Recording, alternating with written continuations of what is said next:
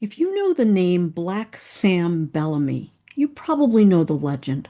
The Prince of Pirates, the Robin Hood of the sea, one of the most successful pirates of the Golden Age, a man credited with taking more than 50 ships in a career that lasted barely more than a year. He commanded a mixed crew of sailors and forced men, formerly enslaved men, and wanderers before going down with the Whydah off Cape Cod in April of 1717 at the age of 28. Today, the wreck of the Whydah is one of the most important pirate discoveries ever made.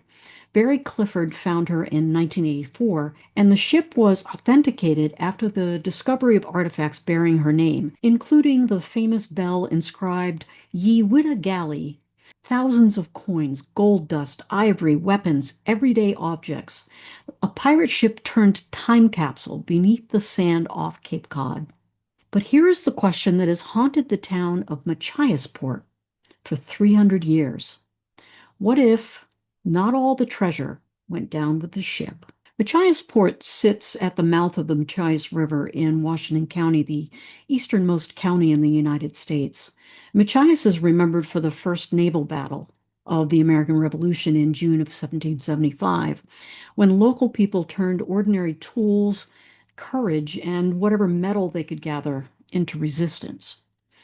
But 58 years before that battle, the same waters had a very different kind of visitor, allegedly. According to a remarkable book published in 1724, A General History of the Robberies and Murders of the Most Notorious Pirates, which who wouldn't want to read? Oh my goodness. Black Sam Bellamy may have sailed the Whydah north after a storm off Cape Cod in mid-April 1717, seeking a harbor where he could careen his ship to beach her and clean the hull to rest and refit. The story says he chose the Machias River, and what happened there, if it happened at all, is the greatest pirate mystery in the state of Maine. The 1724 General History is one of the foundational sources for the golden age of pirates. It helped shape the way later generations remembered Blackbeard, Bartholomew Roberts, which is he Dread Pirate Roberts, do you suppose? And Black Sam Bellamy. But it's also a book of its time. It's vivid and dramatic, sometimes hard to separate from the legends it preserved. And what it says about Machias is specific and extraordinary. After the storm, the account says, Bellamy sailed north. He settled on a spot along the Machias River, and there, according to the story, the pirates and their prisoners set to work, digging trenches, erecting fortifications, building huts, and a storehouse for gunpowder and supplies. And here, a member of the crew made a suggestion. They might lay the foundation of a new kingdom, a pirate kingdom in Maine. Not a temporary camp, not a hiding place, but a permanent settlement, a place where pirates could retire, where the men who had spent their lives fighting against the brutality of the merchant shipping system, the starvation wages, the floggings, the press gangs, could build something of their own. On the banks of the Machias River, at the far eastern edge of the known world. Bellamy is said to have been enthusiastic about the plan. He had always been more than a pirate. He was a man with a philosophy. He believed the rich robbed the poor under the cover of law, and that he and his crew, at least, were honest about what they were doing. A pirate kingdom in Maine fit the man. And then comes the treasure. In some versions of the legend, the pirates buried their plunder in an underground vault. Bags of gold, jewels, coins, ivory, and the accumulated wealth of dozens of captured ships. Hidden, the story says, somewhere along the banks of the Machias River, south of where Route 1 crosses the river today, north of what is now Machiasport, somewhere between Renshaw Point and the old Grimm Bridge, in the ground, waiting. The plan required Bellamy to make one more run, one more voyage. He would go south, do more raiding, and return to Machias with provisions for the settlement. His partner, Palsgrave Williams, would go to Rhode Island to visit his family and meet him back at the Machias River. They agreed, they shook hands, or whatever it is pirates did, and they left. On April 26, 1717, the Whydah sailed into a nor'easter off Cape Cod. The numbers vary by account, but more than 130 men from Bellamy's crew were lost. Only two men from the Whydah survived, and several more survivors from a captured vessel wrecked nearby. Black Sam Bellamy was not among them. He was 28 years old. Palsgrave Williams survived. He was in Rhode Island with his family when the Whydah went down. He never returned to Machias. He retired from piracy quietly. He lived to an old age. And the vault on the Machias River, if it exists, has been waiting ever since. Here is where honesty requires us to pause. The timeline is very tight. Bellamy captured the Whydah in the Caribbean in February of 1717. He was working his way north along the coast in April. The storm off Cape Cod happened in mid-April, and the Whydah sank on April 26.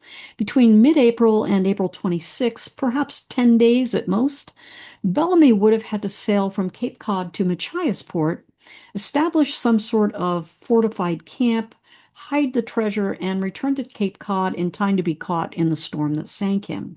Colin Woodard, one of the most thorough historians of the golden age of pirates, has argued that Bellamy's documented movements leave little or no room for a voyage to eastern Maine. And shouting out Colin Woodard, he writes fantastic books, and you should check him out. Now, Barry Clifford, who found the Whydah, who knows her history better than anyone, is more careful. Bellamy's men may have had a temporary settlement at Machias, he says, or sent a boat to scout the area, or it's possible they intended to go there, intended to build the pirate kingdom, but never actually did. Researchers connected to the Whydah project have pointed out that the case for Machiasport rests largely on the 1724 General History, a book that preserved extraordinary pirate stories, but was not above turning history into theater. No physical evidence of the fort has been found, and no physical evidence of the underground vault, despite generations of searching. And yet, there is also a local story repeated in treasure hunting circles and Down East folklore about an iron kettle found along the banks of the Machias River near Simpson Island, the area where the fort and stockade were said to have stood. An iron kettle, supposedly filled with treasure on the banks of the Machias River. The problem is the details are murky. I've not found a clean primary record that proves exactly what was found, who found it, or what happened to it afterward. But the story persists, and in a place like Machiasport, persistence matters. Would an iron kettle prove there was an underground vault nearby? No, it would not. It might be unrelated. It might belong to another story altogether. The Machias River was remote and sheltered and threaded with the kind of coves and creeks that attract legends and possibly more than one desperate crew. But it is not nothing. An iron kettle filled with treasure is not nothing. Now, I went to the University of Maine at Machias, the easternmost university in the United States, and it's only a few miles from where the legend places Bellamy's treasure. And I found Buried Treasures of New England by W.C. Jameson, a book that brought the whole story back for me. Because in Machiasport, this is not a distant legend, it's a living one. Evelyn Carroll, who was the founding president of the Machiasport Historical Society, said it simply. Locals have been hunting for Black Sam's treasure, which they think is buried around here. She remembered digging for it herself as a girl. Chris Sprague, who's a member of the Revolutionary War Reenactors of Down East Maine, has followed the story for years. He's dug holes from time to time looking for the supposed treasure. He believes Bellamy may have come to the Machias River to careen the Whydah, to beach her and clean the hull. To do that, the crew would have had to unload the ship. And that, Sprague believes, may have been when Bellamy realized how remote and perfect this place was. Property owners in the area still have treasure hunters wandering onto their land, taking photos, knocking on doors, offering theories, occasionally showing up with treasure maps. And no, please don't do that. Do not go on private property. No. Local folklore also points to places like Pothead and Snicker across from Renshaw Point on the Machias River as possible locations for Bellamy's encampment. Though here again, the line between map, memory, and legend is thin. But people have been looking for this treasure for years. They've been looking for 300 years, and nobody has found it yet. The Whydah is off Cape Cod. Barry Clifford's team has recovered more than 200,000 artifacts from her. The ship's bell, the coins, the ivory, the gold dust, the weapons, the fragments of ordinary lives caught in an extraordinary wreck.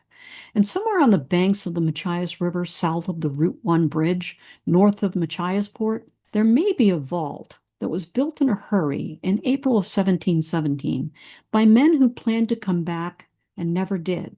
Or there may not be. Nobody has found it yet. I'll see you again somewhere in time.